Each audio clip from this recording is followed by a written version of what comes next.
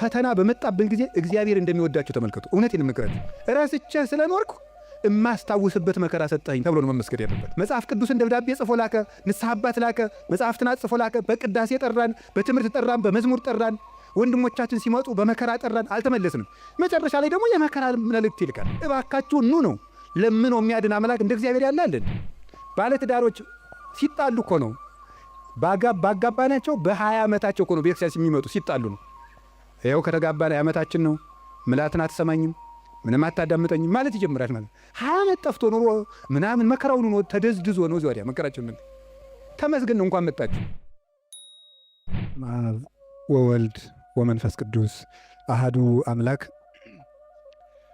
ቅድመ ዓለም የነበረ ይህንን ዓለም በካህሊነቱ የፈጠረ ዓለምን በቸርነቱ የሚመግብ ሥጋችንን ለብሶ ያዳነን ፈጣሪያችን መድኃኒታችን ኢየሱስ ክርስቶስ ስላደረገልን ስለ ቸርነት ሥራ ሁሉ ከባሕሪ አባቱ ከአብ ከባሕሪ ሕይወቱ ከመንፈስ ቅዱስ ጋር አንድ ለምትሆን መንግሥቱ ክብር ምስጋና ይድረሰው። የእናታችን የቅድስት ድንግል ማርያም የቅዱሳን መላእክት የቅዱሳን ሐዋርያት የቅዱሳን ነቢያት የቅዱሳን ሰማዕታት ጻድቃን ረድኤታቸው በረከታቸው ከእኛ ጋር ይሁን። እግዚአብሔር ፈቃድ ዛሬ የምንማማርበት የትምህርታችን ርዕስ እግዚአብሔር ሰይጣንን እንዲፈትነን ለምን ይፈቅድለታል በሚል ርዕስ ነው የምንማማረው። እንግዲህ መቼም ትምህርት ስንማር አንዳንድ ጥያቄ መመለስ ነው ዓላማው። ሰይጣን የሚፈጥርብንን ዓላማ መመለስ ነው። እርግጠኛ ነኝ የሁላችሁም ጥያቄ ነው። ነው አይደለም? እስቲ ነው የሚል ነው። እሺ እግዚአብሔር ይስጥልን። የሁላችሁም ጥያቄ ነው። ካልሆነ እንለፈው ርዕስን። የሁላችሁም ጥያቄ ነው። እሺ በብዙ ሰው የማያምኑ ሰዎችም ይህንን ይጠይቃሉ። እግዚአብሔር መልካም ከሆነ ለምንድን ነው እንደዚህ ያለ ችግር ሲደርስብን ዝም የሚለን? ለምን ዝም ይላል እግዚአብሔር የሚል ነገር አለ። መጽሐፍ ቅዱስንም ስናነብ የሚጋጭ የሚመስል ነገር ብዙ ነገር ታገኛላችሁ። የመጀመሪያው እግዚአብሔር ባህሪው መልካም ነው። ባህሪው መልካም ነው። በሱ ዘንድ ክፉ የለም። አልወ ጽልመት ውስተ መክፈልታቲሁ። በእግዚአብሔር በባህሪው ኃጢአት የለበትም፣ ነውር ነቀፋ የለበትም። እስመ ንጹሕ አጠባያቲሁ ለእግዚአብሔር። የእግዚአብሔር ባህሪ ሁሉ ፍጹም ንጹሕ ነው። እግዚአብሔር ባህሪው ንጹሕ ነው።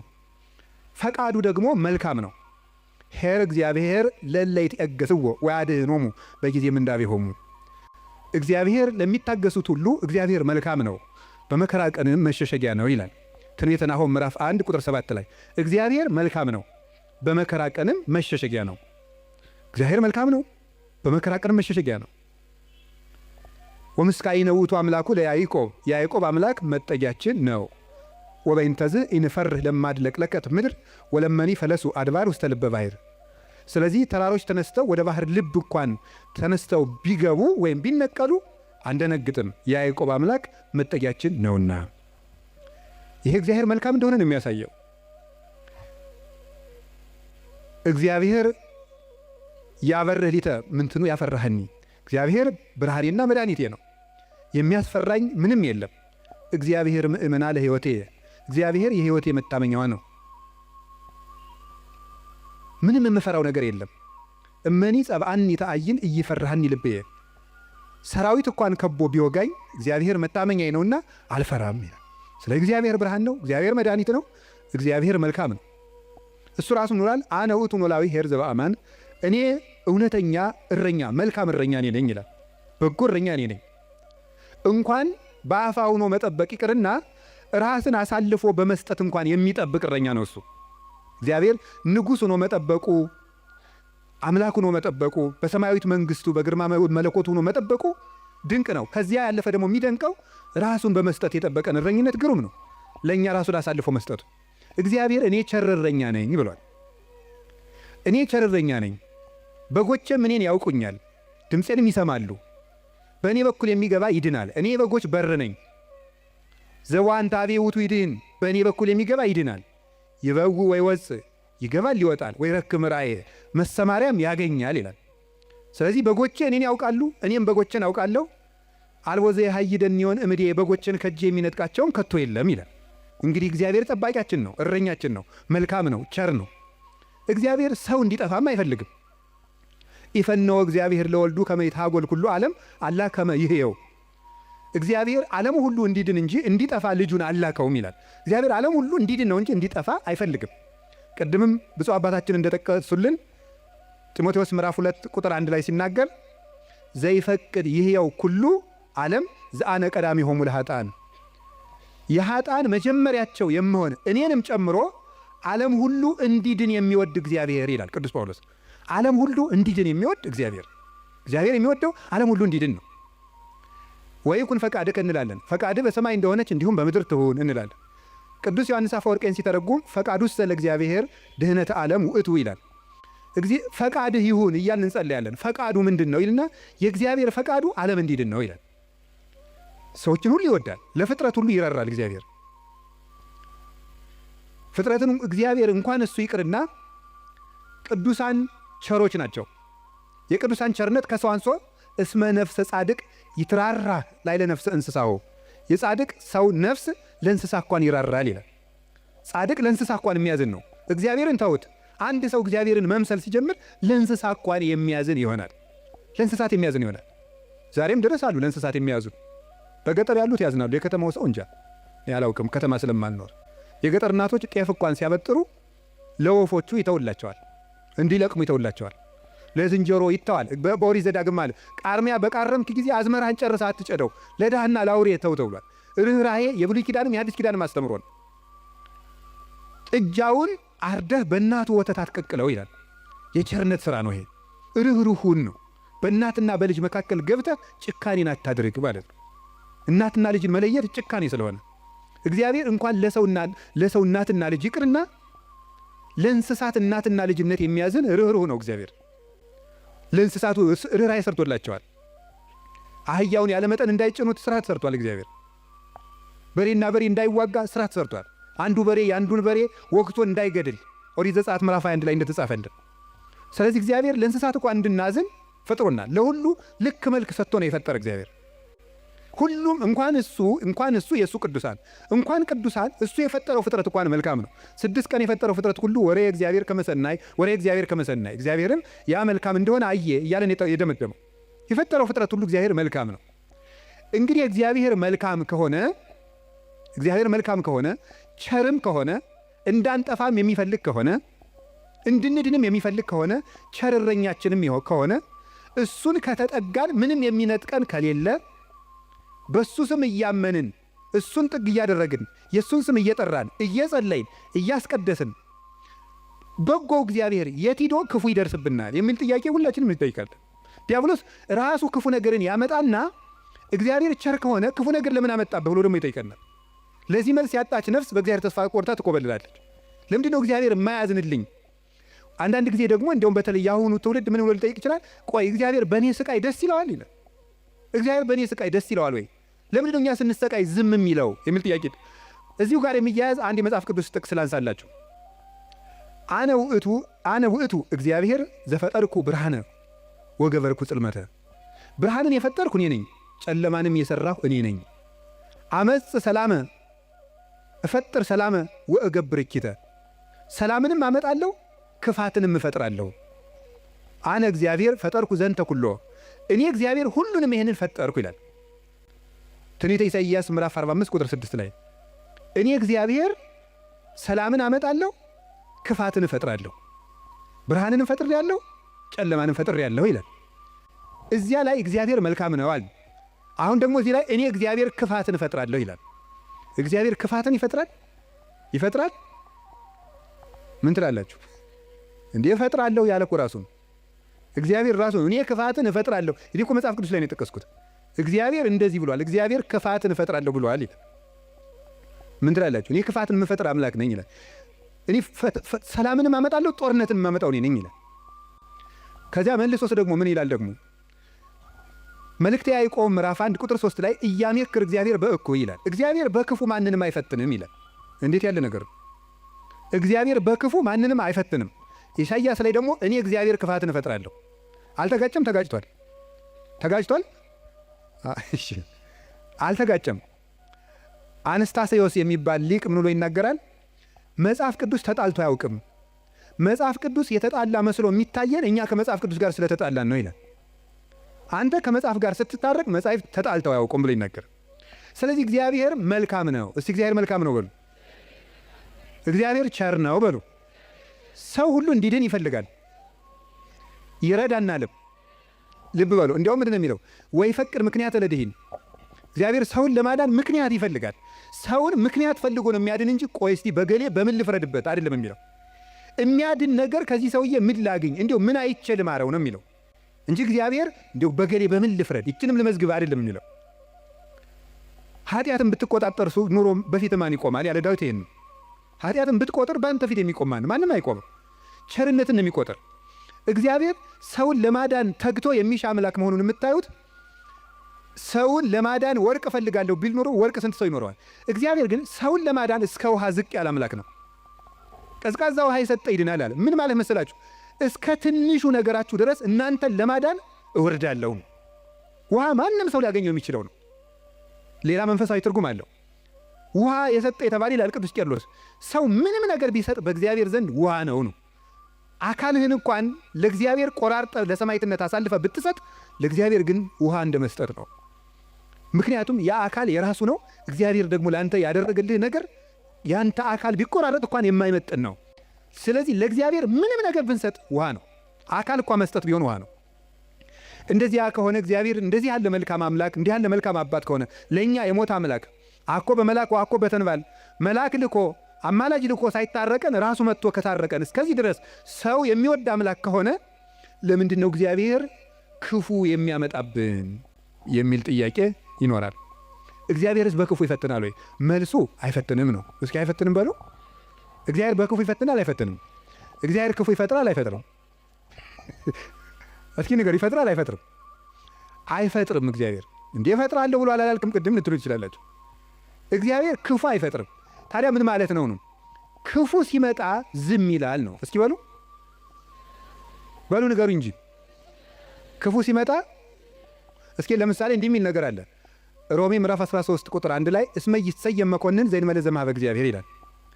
ያለ እግዚአብሔር ፈቃድ ባለስልጣን አይሾምም ይላል። አይ በደንብ ስሙ። ያለ እግዚአብሔር ፈቃድ ምን አይሾምም? እና እንግዲህ ሁሉም ባለስልጣን እግዚአብሔር እየፈለገ ነው የሾመው ነው? አዎ አይደለም? ሁሉም ባለስልጣን ማለት ነው። እንደው የዛሬዎችን መገምገም ከፈራችሁ የድሮዎችን ገምግሙ፣ ችግር የለም። እውነቴን እኮ ነው ማለት ነው። ቢያንስ የድሮዎቹ መጥተው ምንም አያረጉንም ማለት ነው። ስለዚህ የድሮዎቹን መገምገም ትችላላችሁ። እና እንደው ሁሉንም እግዚአብሔር የወደደ የተሾሙ ናቸው። ምን ይመስላችኋል? ይሄ እግዚአብሔር ክፉ ነገር ሲመጣ ይፈቅዳል ነው። እስቲ ይፈቅዳል በሉ። ይፈቅዳል የሚለው ነገር ፈቃድ እግዚአብሔር የሚባለው ሁለት ትርጉም አለው። ፈቃድ እግዚአብሔር የሚባለው አንደኛው ውዴታ ነው። ሁለተኛው ደግሞ ይሁን ማለት ነው። የእንግሊዘኛ ቃላትን ለመጠቀም ይቅርታ አድርጉልኝ፣ ልጠቀም ነው ገና ስለ ቅርብ ለማድረግ ለእናንተ እንዲመቸኝ ነው። የመጀመሪያው ምን ይባላል? ፐርሚሽን ይባላል። እስቲ ፐርሚሽን በሉ እንጂ። ሁለተኛው ዊል ይባላል። እስቲ ዊል በሉ። እሺ ፐርሚሽን ማለት ምን ማለት ነው? እናንተ ኃጢአት ስትሰሩ እኔም ስሰራ እግዚአብሔር ይፈቅድልናል። ምን ማለት ነው ይሄ? ይፈቅድልናል ማለት እግዚአብሔር እኔ ኃጢአት ስሰራ ደስ ይለዋል ማለት ነው። ይሄ ምን ለሚባለው ፐርሚሽን ይባላል። ስራ ከጠቀመህ ስራ ነው። ኃጢአት አይጠቅምህም ብዬ ነግሬሃለሁ፣ ይጠቅመኛል ካልክ ስራ ብሎ ይተውሃል ማለት ነው። መተው እሱ ፐርሚሽን ይባላል። ያሰናብተናል። ስለ እግዚአብሔር ክፋት እንዲሰራ ያደርጋል ማለት ክፋት እንዲሰራ ሰዎችን ይተዋቸዋል፣ እንዲሰራ ያደርጋል። ዊል የሚባለው ደግሞ ወዶ የሚሰራውን እግዚአብሔር እንድንጸልይ ይፈቅዳል በሉ፣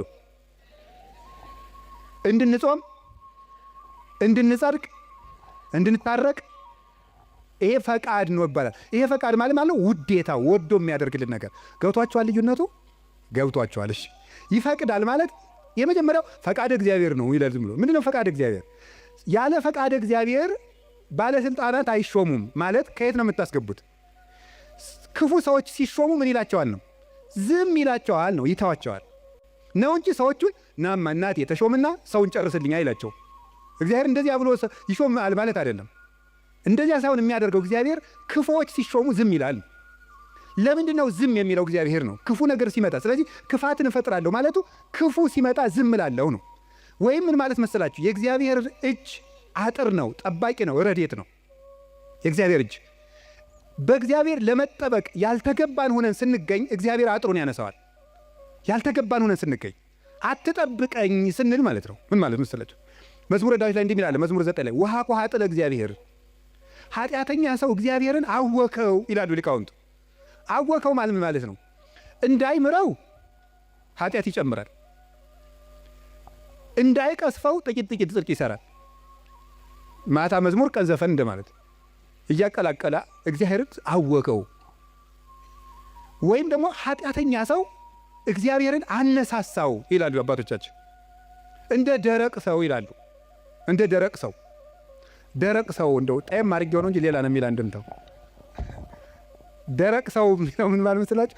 አቅም የሌለው ሰው እኔ አንተ ሰው ረፍ ብያለሁ ሲለው ምናምን ወንድ እስኪ ነካኝ ወተት ነው እንጂ ደም አይወጣኝ የሚል ይሄ ማለት ነው። አቅም የለው ግን ደረቅ የሆነ ማለት ነው። በሉኝ የሚል ማለት ነው።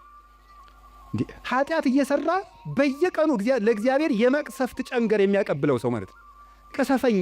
ቅሰፈኝ እያለ እግዚአብሔርን መቅሰፍት የሚለምን ሰው አለ ነው። እግዚአብሔር የመዳን ዕድል የመስተካከል ዕድል በሰጠው ቁጥር እየተበላሸ ለእግዚአብሔር የቁጣ በትር የሚያቀብለው ሰው፣ ለዚህ ሰው እግዚአብሔር የጥበቃ ረድኤቱን ያነሳበታል። ልቡ እንዲስተካከል የሚያራራውን የሚገስጸውን ረድኤቱን ሲያነሳው ልቡ ይደነድናል፣ ጨካኝ ይሆናል፣ ያሰናብተዋል። ያን ጊዜ ሰዎች በሙሉ አራዊት አጥር ሲነሳላቸው በተከፈተ ቤት ውስጥ ገብተው እንደሚሰለጥኑት ሁሉ እግዚአብሔር ረድኤቱን ከኛ ላይ ሲያነሳ አራዊት የሆኑ ሰዎች በስልጣን ሊሆን ይችላሉ፣ በጭካኔ ሊሆን ይችላሉ፣ መጥተው እንዲሰለጥኑ ያደርጋቸዋል ማለት ነው። በሰው ላይ እንዲሆኑ ያደርጋቸዋል እንደተባለው ማለት ነው። አንድ ዲያቆን ነው አይደል የተባለው መቅደስ ውስጥ ቅዱስ ጳውሎስን መልእክት ማንበቡን ትቷሉ የኢዮብን መጽሐፍ ያነባል አሉ። እንዲያው እኮ ይገርማል። እና የሚያነበው ደግሞ አነግስ ብእሴ መደለው የሚለው ነው። አጼ ቴዎድሮስ እያስቀደሱ ነው ይባላል። ጨካኝ ንጉሥ አነግሳለሁ የሚለው ነው የሚያነበው። ጨካኝ ንጉሥ አነግሳለሁ ብሏል እግዚአብሔር የሚለውን ያነባል። ምን ብለው ጨመሩበት እሳቸው? ቀጥሎ ያለውን እሱ ግን አይላትም አውቆ በእንተ ከሕዝብ የሚለውን ጨምረው እንጂ አሉት አሉ። ስለ ሕዝቡ ክፋት የሚለውን ጨምረህ አነበው አሉት። ስለምኑ ክፋት ነው? ስለ ሕዝቡ ክፋት ነው። ስለዚህ ክፉ ነገርን ማን ነው ያመጣው ካላችሁን፣ እኛ በሉ ንገሩኝ እንጂ እኛ ነን ክፉ ነገርን የምናመጣው። እግዚአብሔር ክፉ ነገርን አመጣለሁ ማለት ክፉ ነገር ሲመጣ ዝም እላለሁ አሰናብተዋለሁ ማለት ነው። ፈርዖን በእስራኤል ላይ እንዲሰለጥን ዝም እለዋለሁ ነው፣ አሰለጥነዋለሁ። ለምንድን ነው እግዚአብሔር ክፉ ነገር እንዲመጣብን የሚፈቅድ? አይወደንም፣ ይወደናል። አይፈልገንም፣ ይፈልገናል። አያዝንልንም፣ ያዝንልናል። እና ግንሳ ምን ሆነ? እንዳይጠብቀን እንዲጠብቀን የሚያደርገውን ነገር ሁሉ ቆርጠነዋል። ከእሱ ጋር መዋል አንፈልግም። እሱን በጸሎት ማነጋገር አንፈልግም። ሕጉን መፈጸም አንፈልግም። በቤቱ መኖር አንፈልግም። መታረቅ አንፈልግም። መስማማት አንፈልግም። በምን መልኩ ይጠብቀን? አብሮን ቢኖር ክፉ አይደርስብንም። አብሮን እንዳይኖር ደግሞ ቤታችን ቆልፈናል። እኔ በደጅ ቁሜ አንኳኳለሁ የሚከፍትልኝ ቢኖር እራት እበላለሁ ብሏል። የምንከፍተው እኮ ደጃፋችን መስኮታችን አይደለም፣ ልብ ነው ደጅ ያለው። ያን መክፈት ይጠበቅብናል። በየት ይግባ ክርስቶስ እኛ ጋር ለመግባት? ስለዚህ እንዳይጠብቀን ስናደርግ ክፉ ነገሮች ወደኛ ይመጣሉ። እንደ ቅዱስ ዮሐንስ አፈወርቅ ደግሞ አነጋገር እግዚአብሔር ክፉ ነገር ወደኛ የሚያመጣው አስፈራርቶ ወደ ቤት ለማምጣት ነው ይላል። ምን ለማድረግ ነው? በሉ ንገሩኝ እንጂ። አቤት አስፈራርቶ ወደ ቤት ለማምጣት። ይሄንን ቅዱስ ዮሐንስ አፈወርቅ በምን ይመስለዋል? ልጇ ቁማር እየተጫወተ ባስቸገራት እናት መስሎ ያስተምራል። ቁማር የዛሬውን ቁማር እኔ አላውቅም። የድሮ ሁሉ ቁማር አለ። ምን ግጫ ምናምን ቅልቦሽ የሚባል አለ በገጠር። ይሄ ገበጣ በጣም ብዙ አለ። በቃ የቁማር አይነት የገጠር ቁማር ነው። እረኞች የሚጫወቱ በቁልፍ በምናምን ነው። ያን እየተጫወተ ሲያስቸግራት ምን ታደርጋለች ይችላል?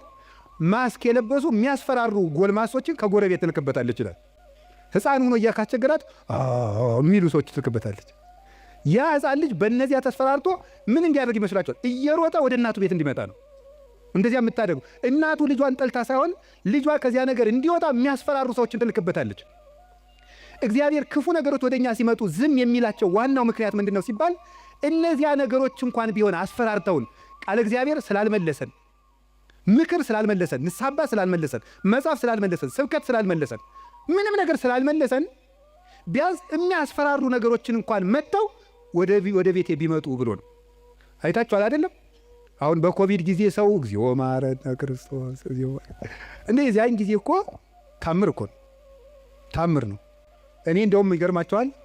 አጠቃላይ እኔ የዚያን ጊዜ አንድ ጊዜ በኮቪድ ጊዜ አንድ ወረዳ ገጠር ወረዳ ላይ ሄጄ ነበርና መነኮሳት ጓደኞች አሉኝ አባቶች፣ የወረዳው ካቢኔ በሙሉ ንስሐ ገባ ከነሱ። እንደው ሁልጊዜ ኮቪድ በሆነ አልኩኝ እኔ እንደው ካቢኔ ሁሉ ንስሐ እንዲገባ እንደው ኮቪድ ትንሽ ቆየት ባለ ያስብላል በእውነቱ ማለት ነው። አሁን ሰው ይውላችሁ እግዚአብሔር የሚያስፈራረው ነገሮችን የሚልክብን ለዚህ ነው። አንድ ችግር ሲገጥመን እንሰበሰብ። አምና የነነዌ እንግዲህ ታስታውሳላችሁ አይደል? ሁልጊዜ እንሰበስባለን። ችግር ሲመጣ እግዚኦ ባረነ ክርስቶስ እንላለን። እናቲቱ ግን እነዚያን የሚያስፈራሩ ነገሮችን የምትልክ መልሶ ወደ ቁማሩ እንዲሄድ አይደለም፣ ልጇ ከቤቷ ቁም ነገረኛ ሆኖ እንዲቀር ነው። እግዚአብሔር የሚያስፈራሩ ነገሮችን ብቅ የሚያደርጋቸው መከራዎችን እንዲመጡ የሚያደርገው እኛን ስለሚጠላል አይደለም፣ እንዲሰበስበን ነው። እግዚአብሔር ለነነዌ ሰዎች የሚገለብጥ መከራ እመጣለሁ ያላቸው ተመልከቱ። ይሄን የእናትነት ስራ ነው የሰራው እግዚአብሔር። ሊያጠፋቸው ፈልጎ አይደለም፣ አስፈርቶ ወደ እሱ ማምጣት ነው የፈለገ። ቅዱስ ያሬድ ለዚህ ነው አንተ አቡነ ወአንተ እምነ ያለው። አንተ አባታችንና አንተ እናታችን ነህ።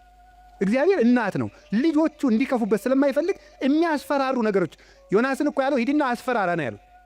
አስፈራራቸው ፈርተው እንዲመለሱ ማለት ነው። ተጽናንቶ መመለስ ያቃተው ቢያንስ ፈርቶ እንዲመለስ ነው። ስለዚህ ፈርተው ተመለሱ። እግዚአብሔር ክፉ ነገሮችን የሚልካቸው ወይም ሰይጣን ክፉ ነገሮችን እንዲያመጣ እግዚአብሔር ዝም የሚለው ለምንድን ነው ካላችሁኝ፣ ፈርተን እንድንመለስ ነው። ምን አላችሁኝ? ምን አላችሁኝ? ምን አላችሁኝ? አንዳንድ ጊዜ ሕፃኑንን ስናስቸግር ትዝ ይላችኋል። ለከተማ ሰው ብዙ ምሳሌ ቅርብ አይደለም። አንተ ነዚያ ምድጃ እየቆሰቆስክ ያደግከው፣ እኛ ስቶቭ ነን እንዳትሉ። እኛው ምድጃ ሲነድ ድሮ እሳት እማማ እያልን እናስቸግራለን። እሳት እኮ ነው የምንለምነው። ከዚያ መጨረሻ ላይ እምቢ ካል ኡፍ እያሉ ያስፈራሩናል። እምቢ ካልና አይ እንግዲህ ቀመሰው ብለው ተርኮስ ያደርጉናል። ድግም ቀን እሳት የሚባል አንቀምሳትም ከዚያ በኋላ ማለት ነው። እግዚአብሔር እንደዚያ ነው፣ እፉ ይለናል።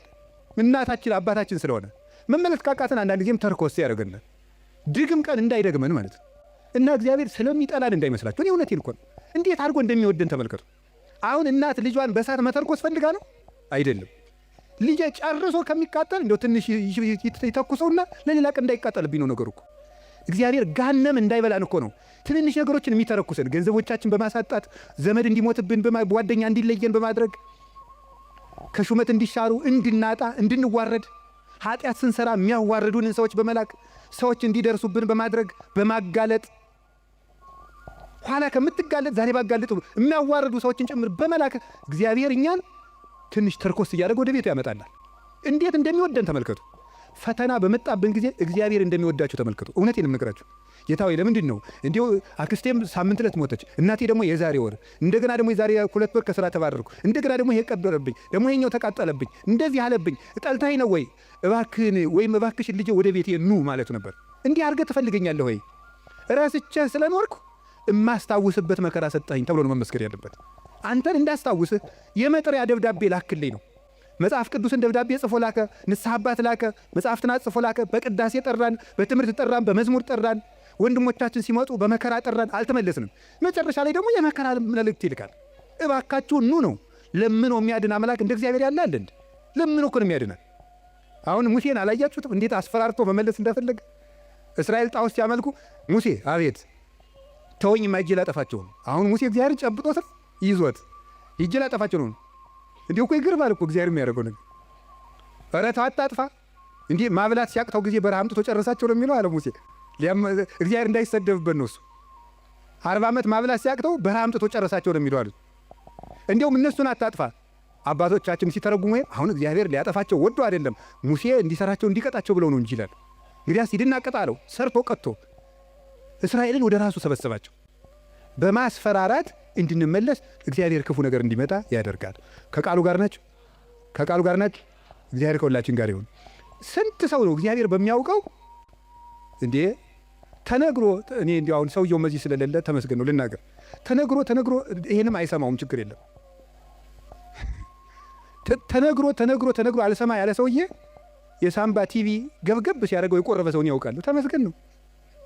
እንኳን ቲቪ መጣ። እንዲህ እውነቴን እኮ ነው የምነግራቸው።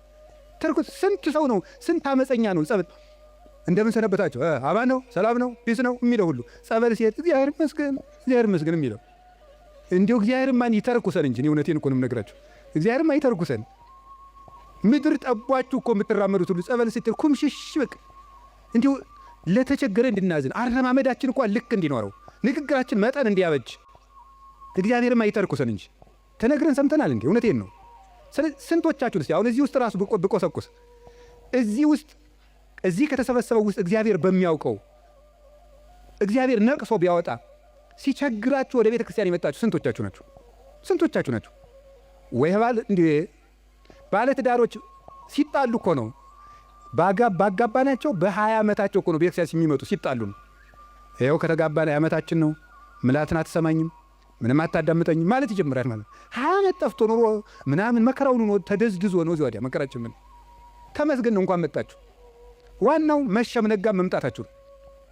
ስለዚህ እግዚአብሔር ሰው ሁሉ ራሱን እንዲጠላ ሊያደርግ ይችላል። እንድንመጣም ከፈለገ እግዚአብሔር ሰው እንዲጠላን አያደርግም። ሰው እንዲጠላን ሰይጣን ሲያደርግ ዝም ይላል። ይሄ እግዚአብሔር እኛን የሚጠራበት መንገድ ነው። በቸርነቱ ወደ ቤቱ ይጥራን። የነነዌ ሰዎች የሚያስተምሩን ይሄንን ነው። እኛም ነገ ከነገ ወዲያ አሁን ሁላችሁም ችግር ካለባችሁ እግዚአብሔር ጠልቶኝ ነው አትበሉ። እግዚአብሔር ወደ ቤቱ ሊጠራ ይፈልጎ ነው ማለት ያለብን።